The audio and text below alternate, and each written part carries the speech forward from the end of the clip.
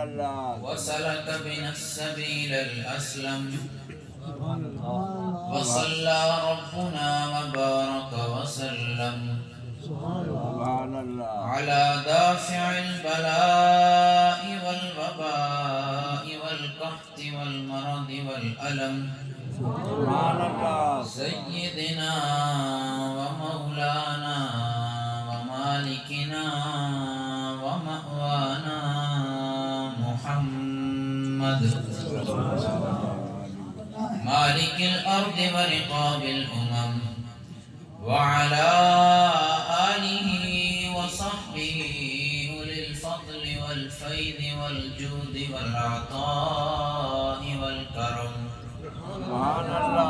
أما بعد فأعوذ بالله من الشيطان الرجيم بسم الله الرحمن الرحيم سبحان الله إنا أرسلناك شاهدا ومبشرا ونذيرا لتؤمنوا بالله ورسوله وتعزروه وتوقروه وتسبحوه بكرة وأصيلا سبحان الله الصلاة والسلام عليك يا سيدي يا رسول الله وعلى آلك وأصحابك يا سيدي يا حبيب الله الصلاة والسلام عليك يا سيدي يا نبي الله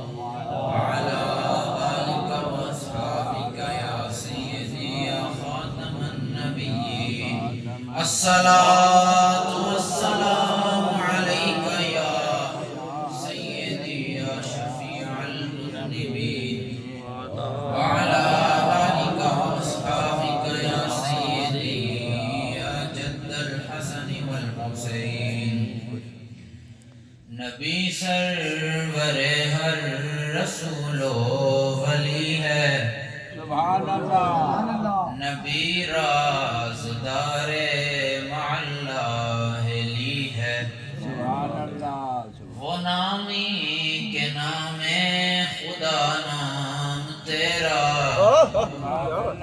وہ نامی کے نام خدا نام تیرا رؤوف و رحیم و علیم و علی ہے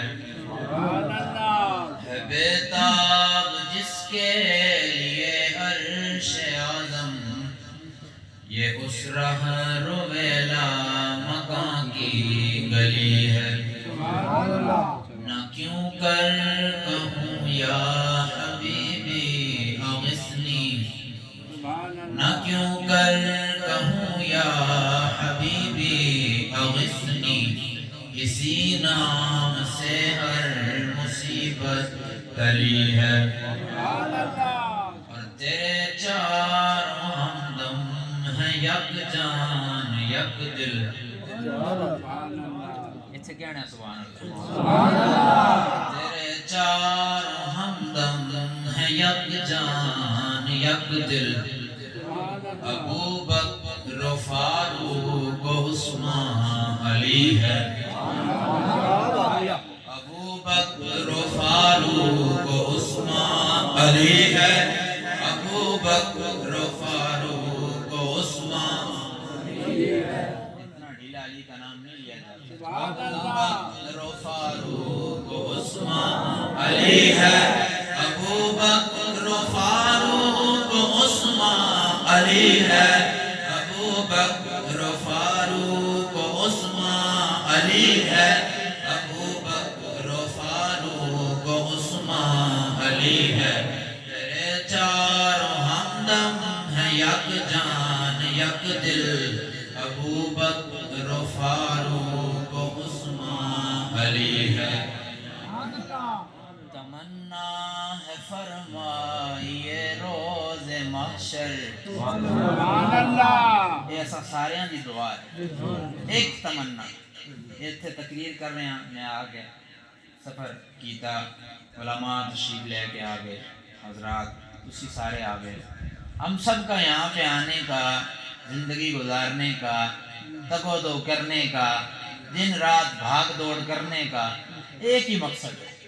تمنا ہے فرمائیے روز محشر، یہ تیری رہائی کی چٹھی ملی ہے۔ تیرے در کا درباں ہے جبریل اعظم، تیرا مدح ہاں ہر نبی و ولی ہے۔ شفاعت کرے حشر میں جو رضا کی، سبحان اللہ، سبحان اللہ، اعلیٰ حضرت عشق محبت، عشق محبت۔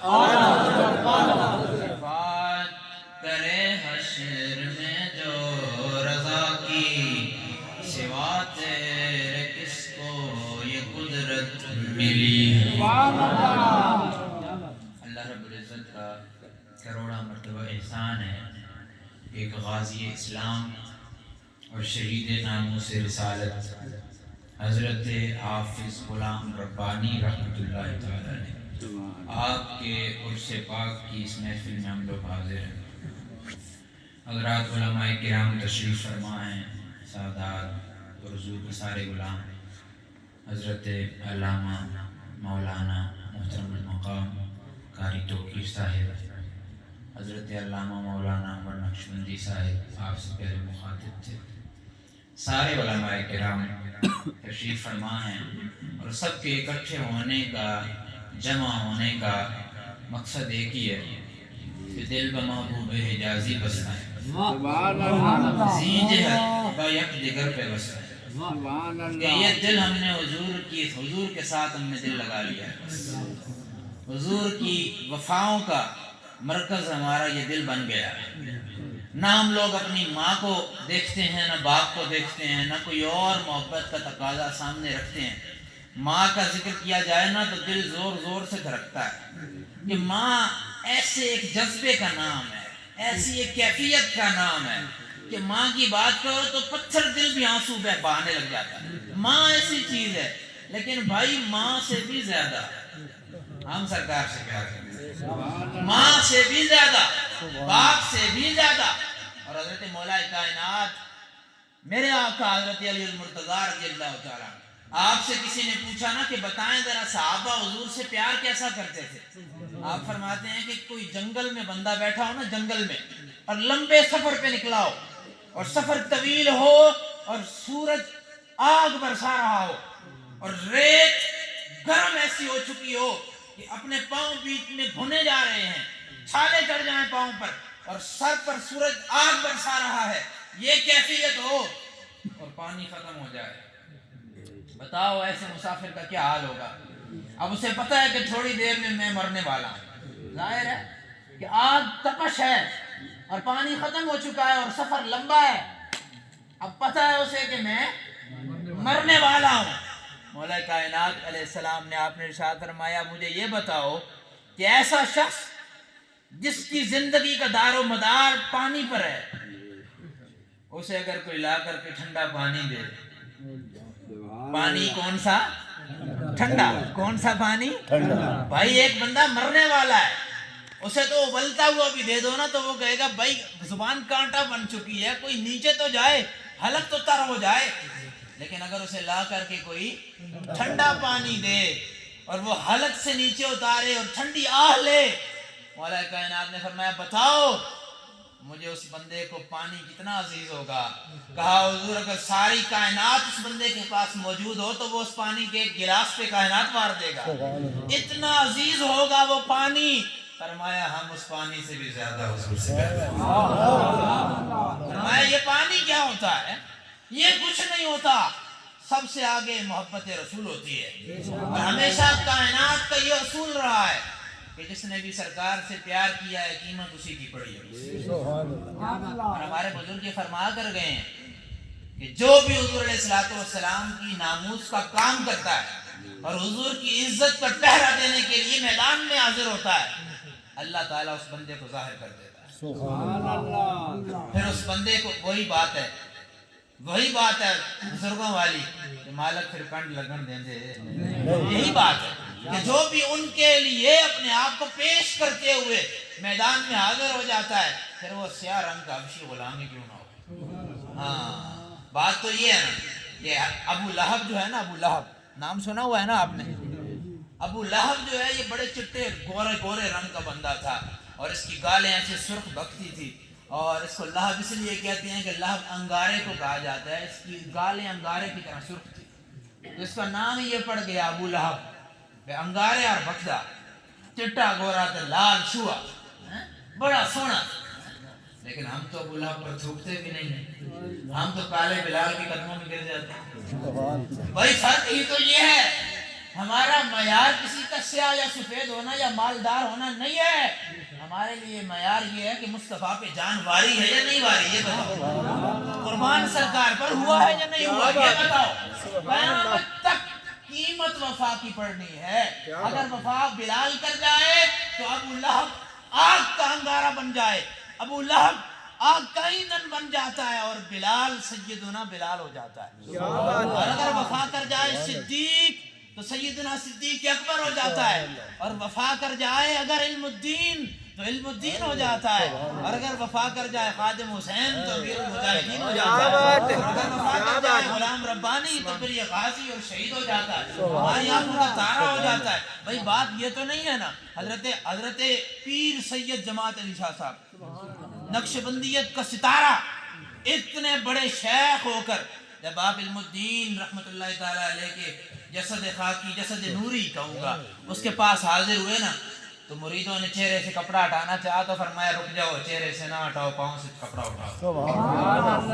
سید ہوں، عالم ہوں، پیر بڑا ہوں، لیکن بتانا یہ چاہتا ہوں کہ جس نے بھی مصطفیٰ پر جان واری ہے نا، سید بھی اس کے پاؤں چومنے کے لیے یہ اپنے آپ کو رسول اللہ کے لیے پیش کرنا، یہ جس دن ہماری قوم کو آ گیا صحیح سے، ابھی بھی آتا ہے، لیکن جس دن ہر بچہ غازی ممتاز بن گیا، جس دن ہر بچہ وروال کا غلام ربانی بن گیا، اس دن بات بن جائے گی۔ اس دن یہی تو مسئلہ ہے کہ یہ فاقہ کش جو موت سے ڈرتا نہیں، ذرا یہ ڈرتا ہی نہیں ہے، کیسا عجیب انسان ہے کہ اس کے ہاتھ میں کچھ بھی نہیں ہے، 3000 ہیں اور جا کر 1,00,000 سے ٹکر لیتے ہیں، 300 ہیں تو 1000 سے ٹکر لیتے ہیں۔ بھائی انہیں ڈر ہی نہیں لگتا، یہ بدماش ہے پورے علاقے کا، انڈیا حضور اس علاقے کا نیتن یاہو بنا ہوا تھا، پورے علاقے کا بدماش بنا ہوا تھا کہ بھائی امریکہ کو بھی کہتا تھا پریشانی کی بات نہیں ہے، یہ علاقہ میرا ہے، بدماش بن کے گھومتا تھا کہ میرے پاس تو طیارے ہیں، میرے پاس تو فلاں ہے۔ میں نے کہا یہ طیارے وغیرہ تو بدر والے دن ہی اڑا دیے تھے، یہ کوئی ٹیکنالوجی کا کام نہیں ہے بھائی، یہ ساری ٹیکنالوجی وہی ہے کہ جب یوں خنجر نکال کر غلام ربانی صاحب نے یوں تیز کیا نا اور تیز کر کے گستاخ کی طرف چلے، اسی دن یہ رافیل وغیرہ دھواں ہو گئے تھے۔ آج بھی ساڑھے غازی صاحب دی، آج بھی ساڑھے غازی صاحب دی، آج بھی ساڑھے غازی صاحب دی، قیامت تک ساڑھے غازی صاحب دی۔ یہ تو بات لکھی جائے گی، یہ تو آپ لوگوں کے لیے سعادت کا مقام ہے کہ حضور کے ایسے عاشق آپ کے علاقے میں بستے ہیں، بے شک، اور یہ تسلسل جاری رہے۔ یہ آنے والے نوجوان تیار رہو، اپنے آپ کو اپنی جانوں کو رسول اللہ پہ قربان کرنے کے لیے ہمیشہ تیار رہو۔ بالکل ہم لوگوں کا تو رائے امتیاز یہ رہا ہے کہ ہم کبھی ڈرے نہیں ہیں مرنے سے، یہی تو کفر کا مرنا ہے، بے شک، اسی بات پہ کفر سارا مر جاتا ہے۔ یار یہ موت سے بھی نہیں ڈرتے، آخری تو موت ہوتی ہے نا۔ ہمارے تو افغانستان میں جب ان کے آتے تھے تو وہ ٹینکوں میں پیمپر پہن کر بیٹھا کرتے تھے، اور ہمارے دلیر مجاہد ٹوٹا ہوا جوتا پہن کر پتھر سے اٹھا کے مقابلہ کرتے ہوتے۔ بات یہ ہے، مسئلہ ہی تو سارے کفر کا یہ ہے کہ جس دن سیدنا صدیق اکبر رضی اللہ تعالیٰ عنہ نے عروہ بن مسعود کو جواب دیا، وہیں سے تو بات شروع ہوئی ہے۔ کیسے جواب دیا جاتا ہے؟ حضور کے غلام یوں ہی تو بولتے ہیں کہ عروہ بن مسعود جب حضور علیہ الصلوۃ والسلام کی بارگاہ میں حاضر ہوئے اور آ کر کے مذاکرات کرنا شروع کیے، اور واپس جب جاتے ہیں تو واپس جا کے کیا کہتے ہیں کہ فواللہ ما تنخم رسول اللہ صلی اللہ علیہ وسلم نخامۃ الا وقعت فی کف رجل منهم فدلک بها وجهه وجلده واذا امرهم انتظروا امره واذا تمتع خفضوا اصواتهم عنده واذا تكلم خفضوا اصواتهم عنده وما يحدون الیہ النظر تعظیما له۔ عروہ بن مسعود فرماتے ہیں کہ میں نے دیکھا کہ حضور کے صحابہ حضور سے پیار ایسا کرتے ہیں کہ حضور اپنے مبارک دہن سے تھوک نکالتے ہیں۔ سبحان اللہ، کیا تھوک نکال، کیا تھوک نکال، میرے آقا کے تھوک پر بھی ساری ہماری نسلیں قربان ہو جائیں۔ سبحان اللہ کی قسم، اللہ کی قسم بھائی ہمارے اندر سے اگر کوئی چیز نکلتی ہے نا، جب کوئی چیز ہمارے اندر داخل ہوتی ہے تو نجس ہو کر نکلتی ہے۔ قربان جائیں اس مبارک جسم پر۔ کوئی شک سرکار کے اندر سے جب کوئی چیز داخل ہو کر نکلے تو کیا عالم ہوگا اس کا؟ اس کی طہارت اور پاکیزگی کا مقام کیا ہوگا؟ یہ تو بات اس دن ہو گئی تھی نا کہ جب کہا کہ اے منافقو، حضور کے گدھے کا پیشاب تمہاری خوشبوؤں سے اچھا ہے۔ یہ ہوتا ہے نا، یہ ہوتی ہے بات۔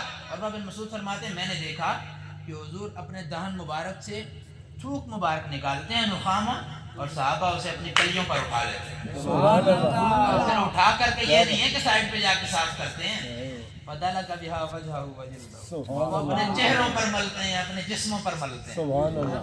وَإِذَا، اور جب وضو فرماتے ہیں تو وضو کے پانی پہ 1400 صحابہ لپک رہے ہوتے ہیں کہ مجھے پانی مل جائے، مجھے پانی مل جائے۔ یہی تو پڑھ کر کے حیران ہیں سب لوگ، اور دیکھ کر کے سارا کفر آج تک پریشان ہے کہ یہ ہوتا کیسے ہے۔ میں نے کہا فقط لبیک یا رسول اللہ کی صدا سے۔ لبیک لبیک یا رسول اللہ، لبیک لبیک لبیک یا رسول اللہ، لبیک لبیک یا رسول اللہ، لبیک لبیک لبیک یا رسول اللہ، لبیک لبیک لبیک یا رسول اللہ، لبیک۔ ہمیشہ جب بھی مسلمانوں کا سر فخر سے بلند ہوا ہے تو کبھی بھی اپنی دنیاوی حشمت کی وجہ سے نہیں ہوا۔ حضرت سیدنا عمر بن خطاب رضی اللہ تعالیٰ عنہ، آپ جب بیت المقدس فتح ہوا نا تو چابیاں لینے کے لیے مدینے سے چلے، وہ سارا واقعہ آپ نے سنا ہوا ہے علماء سے، کیا کہ غلام نہ کفر ہے تو امام مارا۔ سبحان اللہ، وہ آپ نے سنا ہوا ہے کہ حضرت عمر رضی اللہ تعالیٰ نے جب تشریف لائے بیت المقدس میں تو ایک غلام تھا اور ایک اونٹ آپ کے ساتھ تھا، اور غلام اوپر سوار تھا اور آپ نے نکیل پکڑ رکھی تھی۔ یہ دیکھ کر کے مر گیا تھا سارا کفر کہ اتنے انصاف پسند لوگ ہیں، یہ کون لوگ ہیں؟ حضرت عمر رضی اللہ عنہ جب تشریف لائے نا تو آگے نہر آ گئی، نہر سے جب آپ گزرنے لگے تو آپ نے موزے پہنے ہوئے تھے، جرابیں، یہ جو چمڑے کے موزے ہوتے ہیں، آپ نے چمڑے کے موزے اتارے نا، اور ایک موزہ ادھر رکھا اور ایک ادھر رکھا، اور آپ نے چل پڑے۔ جب چلے تو حضرت ابو عبیدہ بن جراح رضی اللہ عنہ جو جرنیل تھے آگے بڑھے، عرض کی کہ حضور یہ آپ نے کیا کیا؟ سارے لوگ کھڑے ہو کر دیکھ رہے ہیں، وہ کیا کہیں گے کہ مسلمانوں کے حکمران کو یہ نہیں پتا کہ جرابیں جیب میں ڈالتے ہیں یا کندھے پہ رکھ لیتے ہیں؟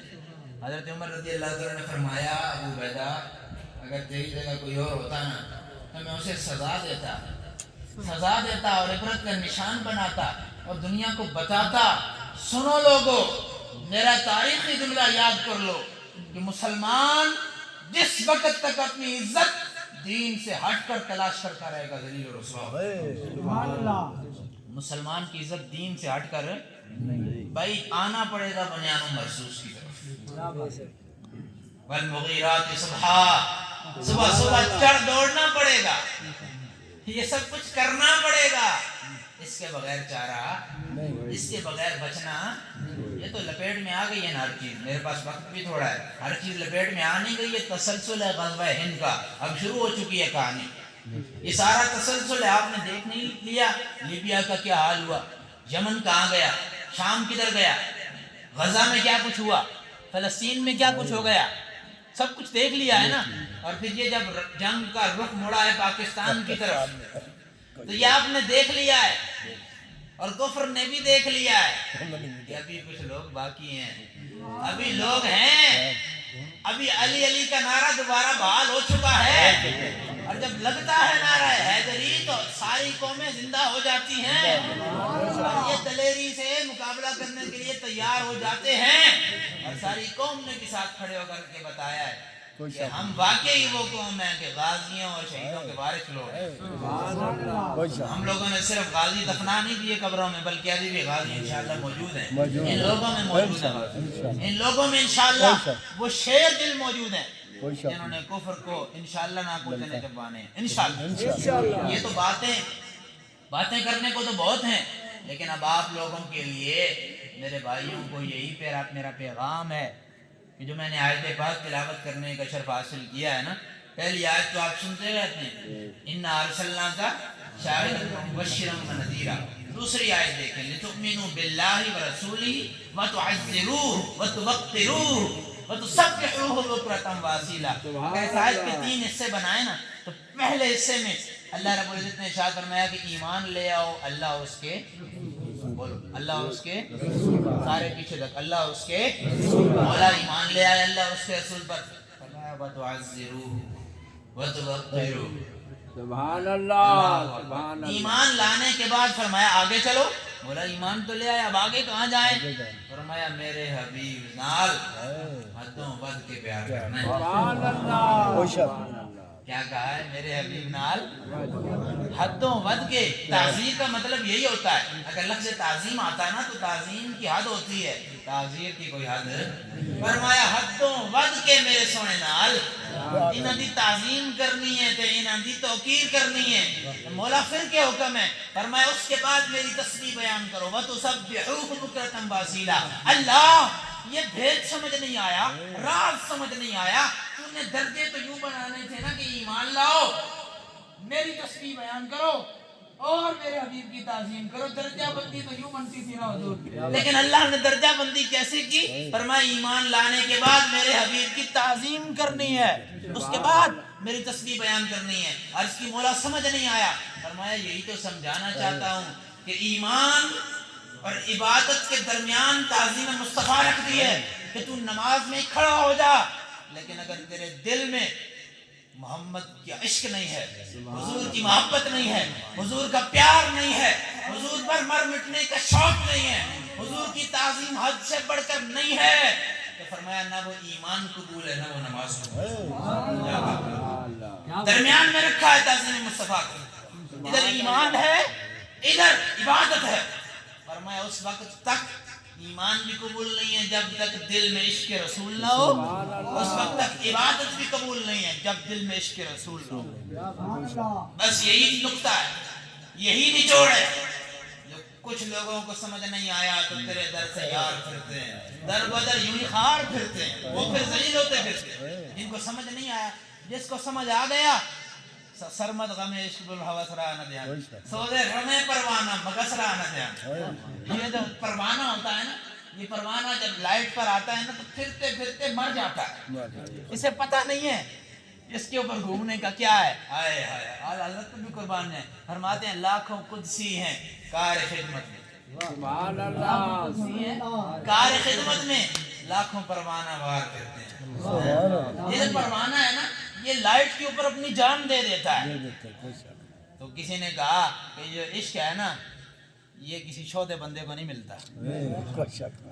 سرمد غم عشق بالحوث رہا نہ دھیان، جو لالچی بندہ ہوتا ہے نا، جس کو اپنی ہوس پڑی ہوتی ہے یا جو اپنی روٹی روزی کے پیچھے لگا ہوتا ہے اس کو عشق ملتا نہیں۔ عشق جھلے بندے کا کام ہے۔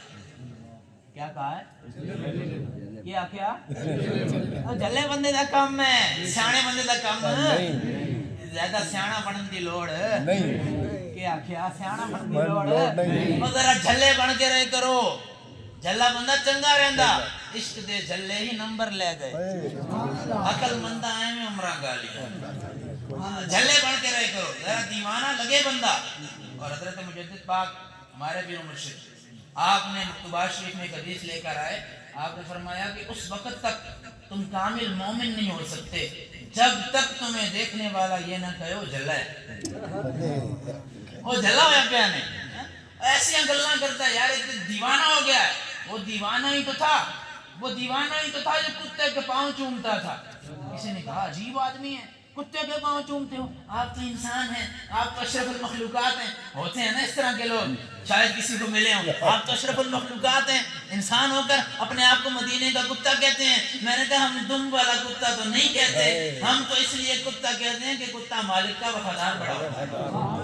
کوئی شک ہم اس لیے، ہمارا بابا اس لیے کہتا تھا کتا پاک رسول اللہ تھا. میں یہی تو مسئلہ ہے کوئی شک کہ تمہاری عقل پر پردہ پڑ چکا ہے. اب اس کا علاج ہم نہیں کر سکتے. علاج کرواؤ اپنا جا کر. اگر نصیب میں عشق مصطفیٰ نہیں ہے تو مانگو خدا سے، سبحان اللہ. مانگو خدا سے. سوز غم پروانہ مگسرا نہ دے اندر. یہ جو عشق پروانے کا ہے کہ یہ جو دیوانہ وار لائٹ کے اوپر اپنی جان دے دیتا ہے، مکھی کو کیا پتا پروانہ کیسے پاگل ہوگا؟ مکھی کو کیا پتا، اس نے تو جا کر بیٹھنا ہے گند پہ، اور پروانے نے روشنی کے اوپر اپنی جان قربان کر دے دی. یہ ہم تو پروانے ہیں رسول اللہ کے، اور ہم تو حضور علیہ السلام پر اپنی جانیں قربان کرنا یہی سب سے بڑی عقل مندی سمجھتے ہیں. کیا کہا ہے میں نے؟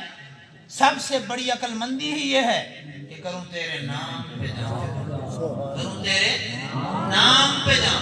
نہ بس ایک جان تو جہاں فدا، تو جہاں سے بھی نہیں دی بھرا، کروں کیا کروڑوں جان. یہ تو مسئلہ ہے کہ ہمارے دامن میں اگر 2 جہان ہوتے تو ہم وہ بھی سرکار پروار کے پہنتے. یہ تو بات ہے. محمد عربی ضیابرو ہر دو سراس، کسے کے خاک درش نے اس خاک برسرے ہو.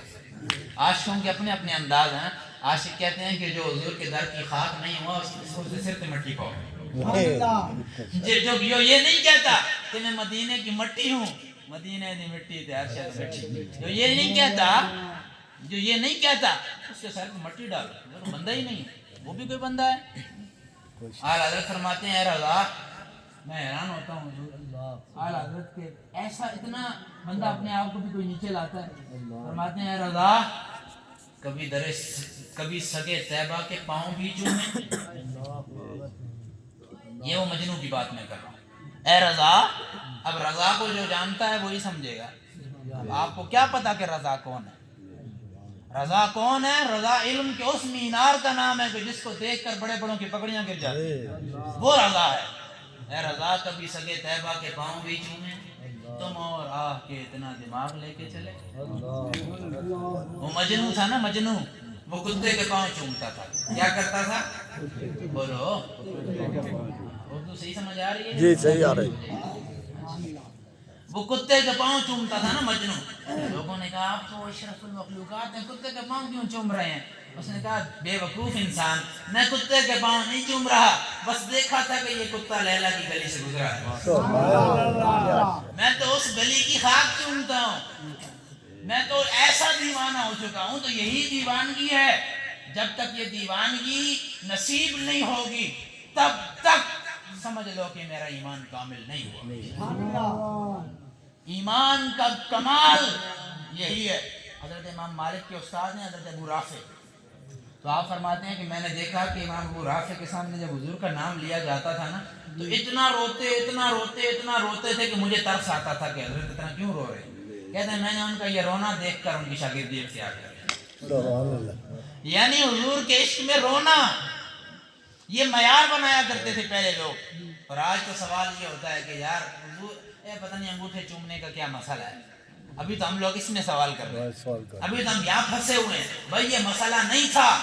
حضرت امام شافعی رضی اللہ عنہ ادب کی ایک بات، کیونکہ سیدہ کائنات کا انہوں نے ذکر کیا تو اس حوالے سے میں ایک بات کرتا ہوں کہ یہ وہ بارگاہ ہے کہ جس بارگاہ میں بڑے بڑوں کے سر جھکے ہوئے ہیں اور بالکل سر اٹھانے کی اجازت نہیں ہے، کیونکہ قیامت دن منادی ندا دے گا اے اہل محشر اپنے سروں کو جھکاؤ، نبی کی شہزادی تشریف لا رہی ہے. سبحان اللہ، سبحان اللہ.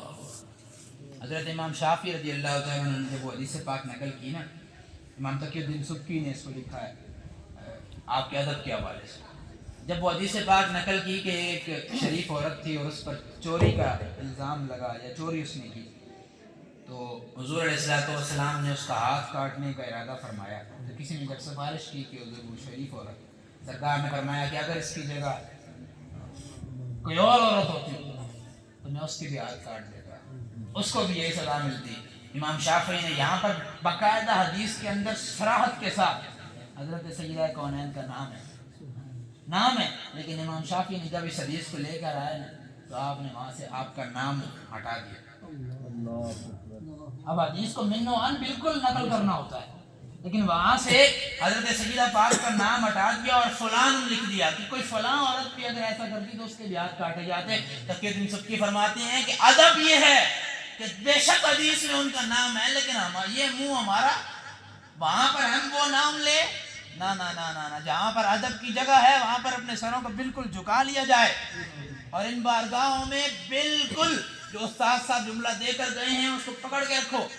آپ نے فرمایا کہ یہ جائے تحقیق نہیں ہے، یہ جائے ادب ہے۔ فرمان ہے بڑوں کی بات بھی بڑی ہوتی ہے، فرمایا یہ جائے تحقیق نہیں ہے، جائے ادب ہے۔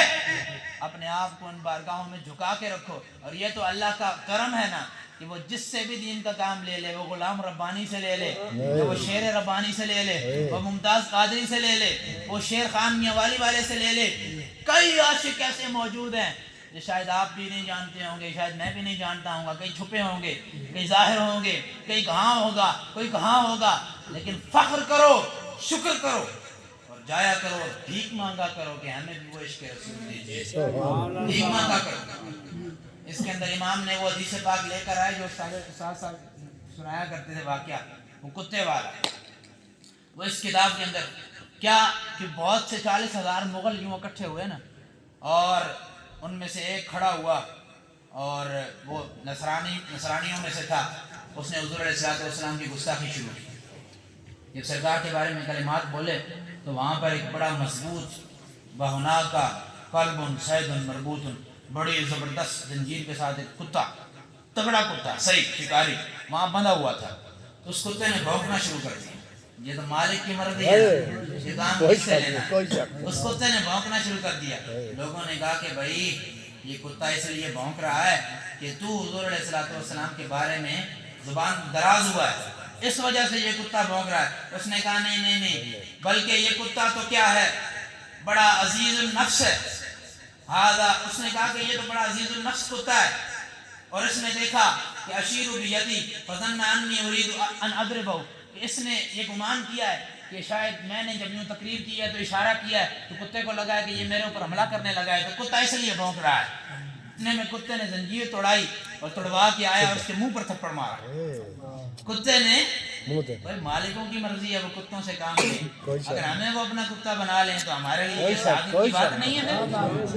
کتے نے منہ پر جب تھپڑ مارا تو لوگوں نے کہا کہ اوئے یہ تو حضور کے خلاف بک بکارے کر رہا تھا، اس وجہ سے کتے نے تیرے منہ پر، اس نے کہا نہیں نہیں، یہ تو میرے اشارے سے یہ سمجھا کہ شاید میں پتھر مارنے لگا ہوں۔ تو کتا غصہ کر گیا۔ انہوں نے کہا بات یہ نہیں ہے۔ جب اس نے بات آگے بڑھائی نا، حضور کے خلاف بات اور زیادہ کرنا چاہی، تو کتا اپنی زنجیر کو پھر توڑوا کر اس کی طرف دوڑا، دوڑتے ہوئے آ کر اسے گردن سے پکڑا، فقلا، لوگوں کے پہنچنے سے پہلے اس کی گردن کو جدا کر دیا، اور 40,000 لوگوں کو اللہ نے یہ واقعہ دیکھنے کے بعد ایمان نصیب کر دیا۔ بڑی بڑی تقریروں سے 4 لوگ ایمان نہیں لے کر آتے، اگر حضور کی عزت پر کوئی کتا پہرا دے دے تو لوگوں کو ایمان، بڑی بڑی تقریروں سے ایمان نہیں لاتے لوگ، تو کتوں کے عمل سے بھی کوئی ایمان لے آتے ہیں۔ یہ عمل ایسا ہے، سرکار کی عزت و حرمت پر پہرا دینے کا عمل ایسا ہے کہ اس عمل سے ہی تو سارا کفر یوں دھڑام سے نیچے آتا ہے۔ باقی ہم اچھی آپ جائیں نا عرب میں، میری بات ختم ہو گئی ہے بس، اب 2-3 منٹ اوپر لوں کہ آپ عرب شریف میں جو لوگ جاتے ہیں، اللہ ہم سب کو لے کر جائے حضور کے دربار میں، ہم حاضر ہوں، ان کے طفیل حج بھی خدا نے کرا دیا، اصل مراد حاضری اس بات کرتی ہے، ہمارا اصل مقصد مدینے چلے جائیں، تو حضور کی بارگاہ میں حاضری اللہ تعالیٰ ہم سب کو نصیب فرمائے۔ آپ جائیں نا اگر تو وہاں پر بڑی بڑی مساجد ہیں، دیکھیے بڑی اعلیٰ مسجدیں ہیں، اے سی لگے ہوئے ہیں، بڑے اعلیٰ تعلیم ہیں، کفر کو کوئی پریشانی، وہ کہتے ہیں مسجدیں بناؤ، پوری رات اللہ اللہ کیا کرو، مسئلہ بیٹھے رہو تسبیح لے کے اللہ اللہ اللہ اللہ بنت کرو، کفر پریشان ہے۔ لیکن اگر تم بات کرو گے نا کہ حضور نے یوں تلوار اٹھائی اور فرمایا وَفِي الْجُبُنِ عَارٌ وَفِي الْإِقْبَالِ مَكْرُمَةٌ وَالْمَرْءُ بِالْجُبُنِ لَا يَنْجُو مِنَ الْقَدَرِ، سارا کفر کامنا شروع ہو جائے گا، کیا بات ہے، نہیں ایسے نہیں کرنا۔ یہی تو مسئلہ ہے، آپ اس بات سے کیوں ہٹتے ہیں کہ جس سے کفر آپ کو ہٹانا چاہتا ہے، نہ ہٹیں۔ یہودی لوگ یہی تو کہتے ہیں کہ ہم نے مسلمانوں کے نبی سے سیکھا ہے کہ حضور جب دنیا سے تشریف لے کر گئے تو حضور کے آپ کے گھر مبارک میں کھانے کے لیے کوئی چیز تھی یا نہیں تھی، لیکن 12 تلواریں یوں لٹکی ہوئی. سبحان اللہ سبحان اللہ. بیان میں نقطہ ہے تو یہ تو آ سکتا ہے. دماغ میں تیرے بت خانہ ہو تو کیا کہیے. یہ تو بات یہ ہے کہ اپنے آپ کو حضور کی ناموس کے لیے تیار کریں، سبحان اللہ. جرت اور بہادری کا مظاہرہ کریں، حضور کی غلامی کے لیے اپنے آپ کو پیش کریں. اور جب اگلا دور جو آ رہا ہے، ہماری جو نسل ہے نا، یہ جو بزرگ بیٹھے ہیں اللہ ان کو سلامت رکھے، یہ جو بزرگ ہیں ان لوگوں نے وہ ماحول جنگ کا دیکھا ہوا ہے. ٹھیک ہے جی، 65 کا یا 71 کی جو جنگ ہوئی ہے یا جو معاملات ہوئے انہوں نے دیکھا ہے اپنی آنکھوں سے. جو میری عمر کے آپ کی عمر کے لڑکے ہیں نا، ہم نے آج تک دھماکوں کی آواز سنی، نہیں ہم نے اڑتے ہوئے جہاز دیکھے. ایسا نہ ہو کہ جب دھماکے ہوں یا کوئی مسئلہ ہو تو ہم پریشان ہو جائیں. پریشان ہونا بھائی، ہم تو جناب ایسے خوش تھے اس دفعہ، اتنے خوش تھے کہ جیسے کوئی شادی کا موقع ہے. کوئی شک کیوں جی، ایسے تھا یا نہیں تھا؟ اور یہ خوشبو اتنی لذت دار ہے، جہاد کی جو خوشبو ہے پہلی دفعہ ہم نے محسوس کی ہے. تو یہ ایسی لذت والی خوشبو ہے کہ دل کرتا ہے کہ بس یہ بندہ سونگتا چلا جائے اور کوئی آ کر کے بم ہمارے سینے میں بھی لگے، کوئی گولی ہمارے سینے میں بھی لگے، اور ہم بھی اللہ کی بارگاہ میں کٹا ہوا جسم لے کر حاضر ہوں اور خدا پوچھے کہ کہاں چھوڑ کر آئے ہو سر، کہاں چھوڑ کر آئے ہو ہاتھ، کہاں چھوڑ کر آئے ہو ٹانگیں، اور ہم کہیں کہ مولا آج یہ چیتھڑے چیتھڑے ہو گیا، تیری راہ میں قربان کر کے آ گیا. سبحان اللہ. دعا کیا کرو اللہ ہم سب کو حضور کی عزت و ناموس کا پہرے دار بنائے، ہم سب کو حضور کا سچا پیار عطا فرمائے. آخر میں ایک نعت سناؤں گا آپ کو، بات ختم ہو جائے گی. آپ بڑی نعتیں سنتے ہیں، یہ بھی نعت سنیے. بسم اللہ الرحمن الرحیم. عن علی رضی اللہ تعالی عنہ قال لم يكن رسول اللہ صلی اللہ تعالی علیہ وسلم بالطويل الممقت ولا بالقصير المترقد وكان ربعة من القوم ولم يكن بالجاد القطر ولا بالسد كان جادا رجلا ولم يكن بالمتهم ولا بالمكلسم كان وجهه تدبير أبيض مشرق حتى عينين جليل المشاش والكتف عجرة ذو مسربة شسن الكفين والقدمين كأنما ينحت من سبب وإذا التفت معه بين كتفيه خاتم النبوة وهو خاتم النبيين أجود الناس صدرا وأصدق الناس لهجة وألينهم عريكة وأكرمهم عشيرة من رآه بداءة هابة ومن خالته معرفة أحبة يقول ناعته لم أرى قبله ولا بعده مثله. سبحان اللہ سبحان اللہ. اگلی والی آسان کوئی اور منبی ہونے انشاءاللہ. کیا بات ہے.